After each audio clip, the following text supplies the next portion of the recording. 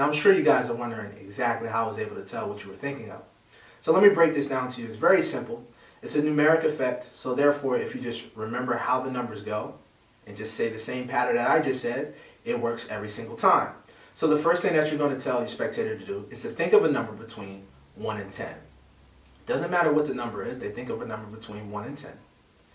After they think of the number between 1 and 10, you're going to ask them to multiply that number by 9.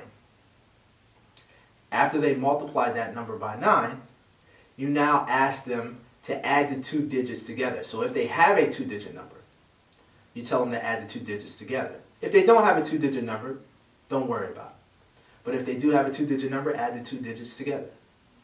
Now once they get the two digits added together, you ask them to subtract that number by 5. After they subtract it by 5, you ask them to think, well, you attach the number to the alphabet.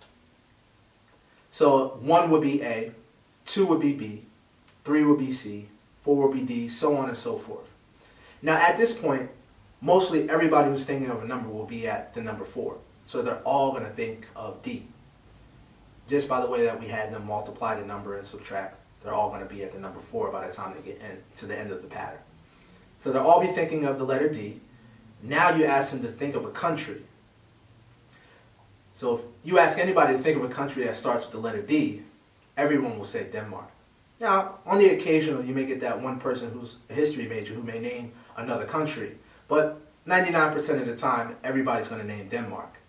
Once they do think of Denmark in their minds, you're going to ask them to take the second letter of that country's name and think of an animal. So the second letter of Denmark is E, so they're going to think of an elephant. If they're thinking of an elephant at that point, you tell them to think of a color. Well, elephants are gray, so everybody's going to think of gray. And that allows you to be able to read their minds and tell them that there's no gray elephants in Denmark. So I'm just going to go through it really quickly one more time so that you're able to write this down. All you have to remember is pick a number between 1 and 10. Multiply that number by 9. Add the two digits together if it is a 2-digit number. Subtract that number by 5. Attach that number to the alphabet, 1 being A, 2 being B, 3 being C, etc. Now think of a country that starts with the letter that your number represented.